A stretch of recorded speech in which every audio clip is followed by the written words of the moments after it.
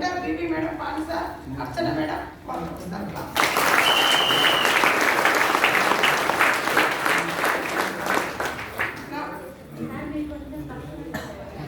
Village Gujja వాళ్ళు ఇట్లా వచ్చిందంటే అందరూ డబ్బు కోసం రావచ్చు, నేనైతే హెల్త్ కోసం వచ్చిన. అందరికీ డబ్బు అని అసలు నాకు చెప్పడం కూడా ఏం తెలియదు. నేను రావడం అయితే నా హెల్త్ మంచిగా ఉంటే చాలు అని అనుకున్నా. నిమ్స్లో 10 సంవత్సరాలు నేను ట్రీట్మెంట్ తీసుకుంటున్నా.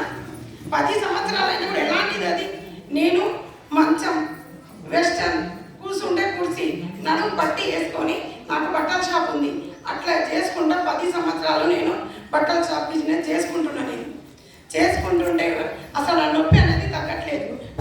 ఈరోజు ఇంతసేపు నిలబడంటే ఇట్లా నేను ఎప్పుడు నిలబడకపోయింది, ఇంతసేపు నిలబడకుండా నాకు ఏం కాలేదు. కానీ ఇది ఎస్టేజ్ దాని గురించి 10 సంవత్సరాలు నేను వాడినా కూడా ఎన్నుపూసుకి ఇక్కడ ఇంజక్షన్ ఇచ్చి అది ఒక 2 నెలలు పని చేసింది. తర్వాత మళ్ళీ ఎప్పటిదాకా ఈ కాలు పడిపోయేటట్టు నడిస్తే నడవలేను, కూర్చుంటే కూర్చోలేను, పండుకుంటే కూడా నాకు ఎక్కువ ఇది ఇంతసేపు నిలబడాలంటే నా కాలు ఇక్కడ తిమ్మిరెట్టి పడిపోతుంటే అయ్యేది.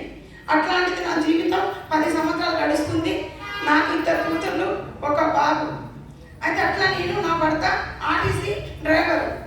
అప్పుడు ఎప్పుడు చనిపోయిందంటే మా బాబు 1 సంవత్సరం ఉండు, 1 సంవత్సరం బాబు అప్పుడు నా భర్త చనిపోయింది. అప్పుడు నేను చదువులేదు, 0. అప్పుడు ఏం చేయాలో నాకు తెలియదు.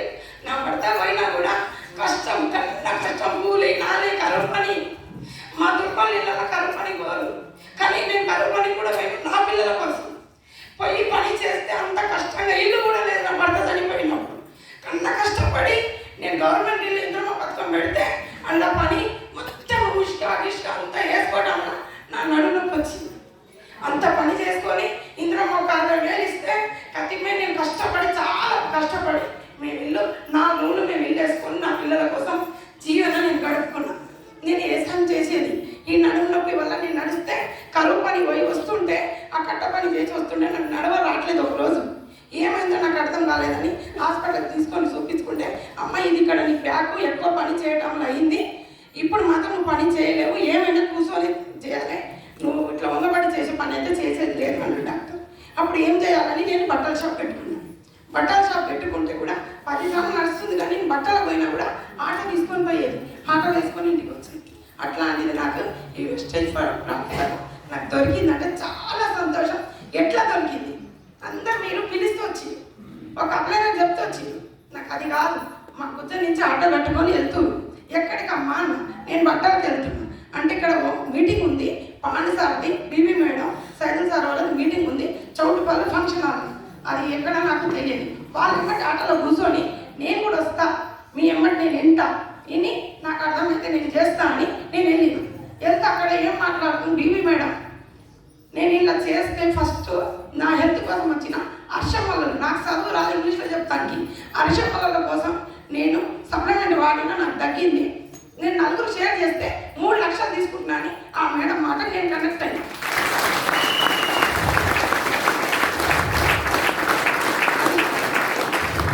ఒకటి తర్వాత సైదుల్ సార్ మాట్లాడినా.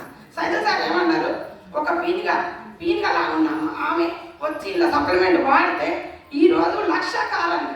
అది నాకేం అర్థం కాలేదు, చదువులేదు కాబట్టి నాకు అర్థం కాలేదు. ఏందని ఆలోచించి మంచి మైండ్ పెట్టింది నాకు. ఏంటిదంటే అసలు 1 లక్ష కాలం ఎట్లా వస్తుంది, పీన్గా వేసి ఎట్లా చేసిందని ఒక్క ఆలోచన. ఆ మీటింగ్ మొత్తం అయిపోయింది నాకు ఇల్లు. అప్పుడు నాకు మైండ్లో చాలా మిక్స్ అయింది. ఆ మేడంకి లైఫ్ అది తగ్గింది, బీబీ మేడానికి తగ్గింది, నాకు నడునొప్పి ఉంది, ఇంట్లో సప్లిమెంట్ ఉంటే నేను వాడతా అని ఎమ్మటే నేను ఐడి చేసుకున్నాను మేడం.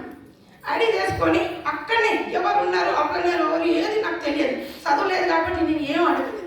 ఫస్ట్ మీటింగ్ ఐడి చేసుకున్న ఇంటికి వెళ్ళిన నేను వాడిన నాకు తగ్గింది. నా కొడుకు గ్యాస్ పం తగ్గింది, రైస్ బ్యాండ్ ఆడితే మా కోడలికి థైరాయిడ్, ఆమెకు ప్రెగ్నెన్సీ అంది పోతుంది, మా కోడలికి వాడితే సూపర్ తగ్గింది.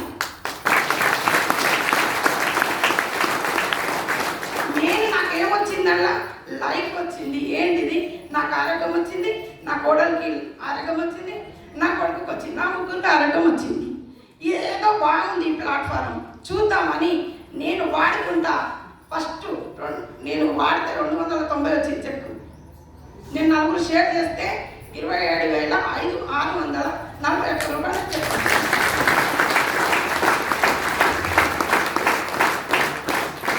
ఏం అర్థమైందంటే నేను మైండ్ బాగా ఇచ్చేసి నాకు చదువు లేదు, 0.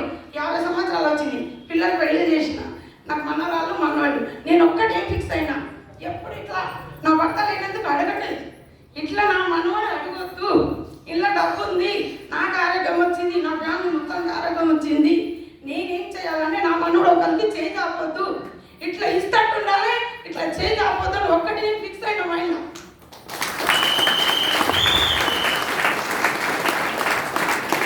ఏం చేసినా నేను గట్టిగా పని చేయడం మొదలుపెట్టిన. నాకు 2030లో 1 కోటి రూపాయలు ఇల్లు నా మనవాడికి ఇలా కట్టగలుగుతా అని నాకు మైండ్లో ఫిక్స్ అయిపోయింది.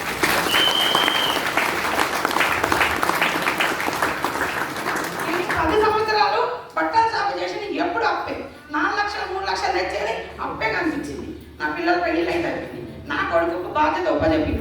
ఒక 5 ఏళ్ళు నాకు రూపాయి అడగకూడదు, నేను నీ కొడుకుకు ఏం సాధిస్తానో చూడు అని ఛాలెంజ్ చేసిన.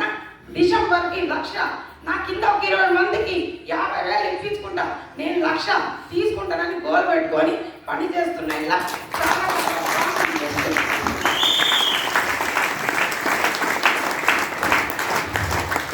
నాకే మేడం అందరికీ చెప్తున్నా, నేను 50 సంవత్సరాలు నాకు అన్నీ అయిపోయింది.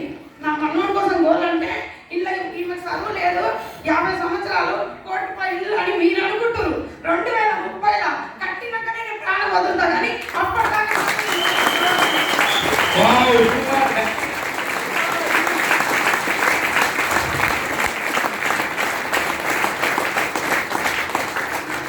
నాకు మాత్రం సూపర్ లీడర్ వస్తున్నారు.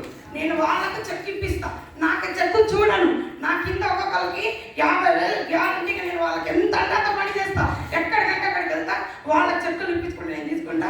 నేను మాత్రం గౌతమ్ సార్కి, పాండే సార్కి, బీవీ మేడంకి, అర్చన మేడంకి, నా పిల్లల బాలకి సార్కి, రమేష్ సార్కి 3 తరాలు